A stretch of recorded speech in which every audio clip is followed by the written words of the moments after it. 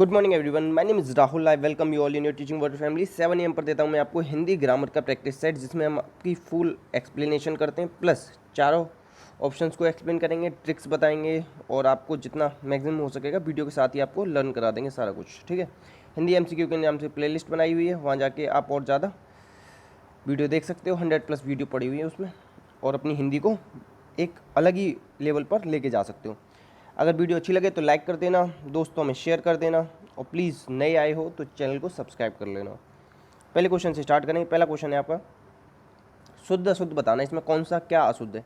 ऐसे विचार सज्जन मनुष्यों के अंतर्मन में सदा उठते रहे हैं, तो इसमें से कौन से चारों भागों में से अशुद्ध भाग को पहचानना है।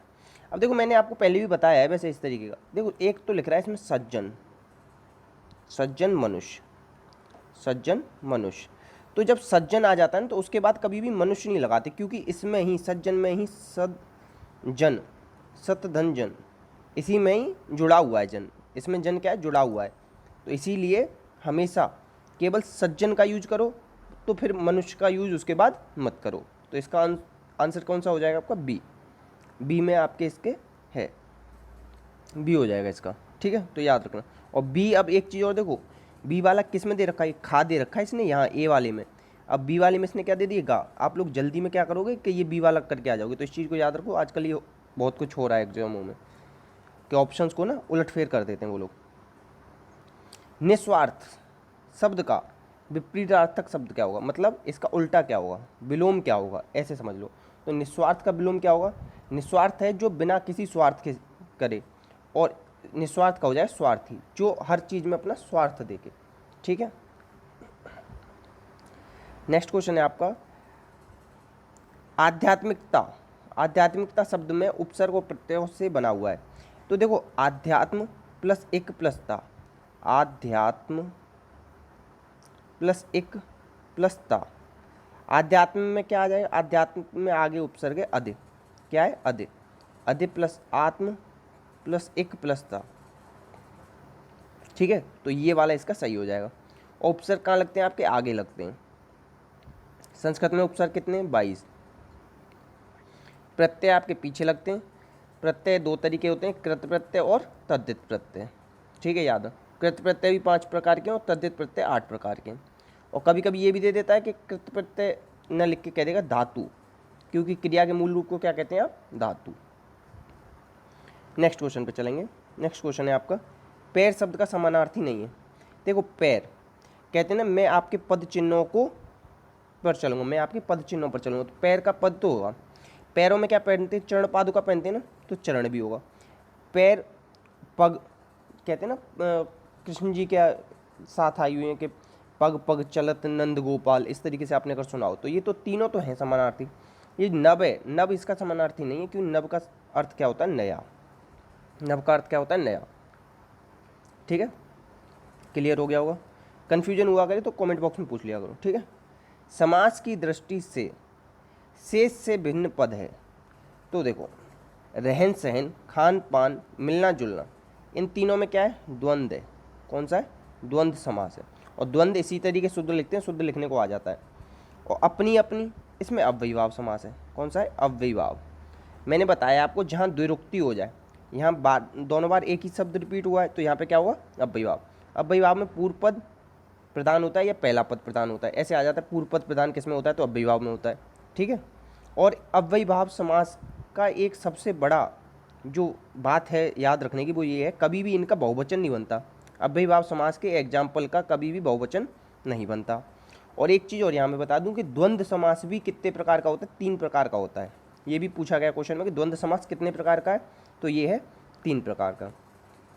और एक चीज़ और देख लो, समास का विलोम क्या होता है, व्यास। समास मतलब होता है छोटा करना, व्यास मतलब होता है बड़ा करना। और समास का शब्द का संधि विच्छेद क्या हो, समधन आस, समास। ठीक है, याद रखना ये। और एक चीज़ हो जाता है ना, वर्णों के मेल से तो संधि होती है और शब्दों के मेल से समास होता है, तो इन चीज़ों को भी याद रख लेना। ठीक है, नेक्स्ट है, किसके अभाव में हम लिख नहीं सकते। ऐसी क्या चीज़ है कि जिसके अभाव में हम लिख नहीं सकते, तो ऐसे याद रखो, लिख, लिख और लिपि, लिख, लिख और लिपि। क्योंकि मैं भी पहले कंफ्यूज होता था, तो मैंने ऐसे ही याद किया तो ये ट्रिक है, इस तरीके से ट्रिक बना लो, लिख और लिपि। तो लिपि के परिचय के अभाव में हम नहीं लिख सकते। अब देखो वर्णमाला की क्रमबद्धता, अभी देखो मैं सच बताऊं, जब से टीचिंग की तैयारी कर रहा हूँ तब से तो मुझे याद है ये क ख ग घ, ये जितने भी हैं क ख ग घ ङ च छ ज झ ञ।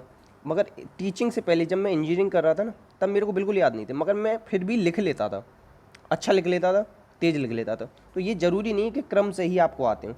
संयुक्ताक्षरों की पहचान छ, त्र, ज्ञ और श्र, इसकी पहचान तो अभी हुई है जब से मैं पढ़ना चालू किया हिंदी। उससे पहले जानता ही नहीं था मैंने कि संयुक्ताक्षर होते हैं, मगर फिर भी हम लिख लेते हैं। बारह खड़ी भी उतनी इंपॉर्टेंट नहीं, इंपॉर्टेंट है लिपि का परिचय आपका होना चाहिए, ठीक है। नेक्स्ट है ग्रामोद्धार। अब देखो मैं इसकी तो ऐसी ट्रिक बताइए कि कोई बच्चे को भी बता दूंगा 5th क्लास के, वो कर लेगा। हमेशा बताइए अगर एक मात्रा आ जाए तो कौन सी होगी, गुण संधि, और दो मात्रा आ जाए तो कौन सी होगी, वृद्धि संधि होगी। कौन सी होगी, वृद्धि संधि। तो यहाँ पे कितनी मात्रा है, एक मात्रा है, एक मात्रा है ना, तो एक मात्रा क्या होगी, गुण संधि। तो संधि 3 प्रकार की होती है, स्वर, व्यंजन, विसर्ग। स्वर भी 5 प्रकार की होती है, दीर्घ, गुण, वृद्धि और यण, छूट गई यहाँ, यण, अयादि, इस तरीके से 5 होती हैं, ठीक है। तो दीर्घ में क्या होता है, बड़ा आ, बड़ी ई, बड़ा ऊ, 3 चीज़ होती हैं दीर्घ में। गुण में एक एक मात्रा होगी, वृद्धि में 2 मात्रा होंगी, यण में ना या और बा के आगे आधा आधा वर्ण आएगा, अयादि में ना 3 वाले पेयर बनेंगे, पवन, पावन, श्रवण, इस तरीके के, ठीक है। इन्हें याद रख लेना जो मैंने बताया, ठीक है। नेक्स्ट देवासुर। देवासुर का सही समास विग्रह क्या होगा, देव और असुर, क्या हो जाएगा, देव और असुर। और का लोप किस में हो जाता है, तो ये मैंने आपको बताया हुआ द्वंद्व समास में। किस में, द्वंद्व समास में। तो इसमें कौन सा समास हो जाएगा, द्वंद्व समास हो जाएगा, देव और असुर ये हो जाएगा, ठीक है, याद रखना ये। और एक चीज़ और याद कर लो, समास ना पदों की प्रधानता के आधार पर 4 प्रकार के, वैसे हिंदी में समास कितने हैं, 6 प्रकार के मानते हैं हम, ठीक है। तो इन चीज़ों को याद रखना। और तत्पुरुष समास में हम 6 कारक चिन्हों का यूज करते हैं, मगर हिंदी में कारक चिन्ह होते हैं आपके 8। और तत्पुरुष समास के ही 2 भाग हो जाते हैं, समानाधिकरण और व्याधिकरण। और समानाधिकरण के 2 भाग हो जाते हैं, द्विग और कर्मधारय। तो इस सारे फैक्ट्स को याद करते जाओ। बाकी अगर कहीं भी कन्फ्यूजन होता है ना तो पूछ लिया करो कमेंट में, और फिर भी अगर याद करने में दिक्कत हो रही है तो कमेंट में पूछा करो। ओष्ठ शब्द का तत्व क्या होगा, ओष्ठ का भी नहीं बोलते हैं, तो ओष्ठ क्या है, संस्कृत है, संस्कृत का शब्द है, किसका, संस्कृत। और संस्कृत के विकृत रूप को, संस्कृत के शब्दों के विकृत रूप को क्या कहते हैं, तद्भव कहते हैं। तो हम क्या बोलते हो, आप डेली लाइफ में क्या बोलते हो कि होठ फट गए, क्या बोलते हो, होठ फट गए।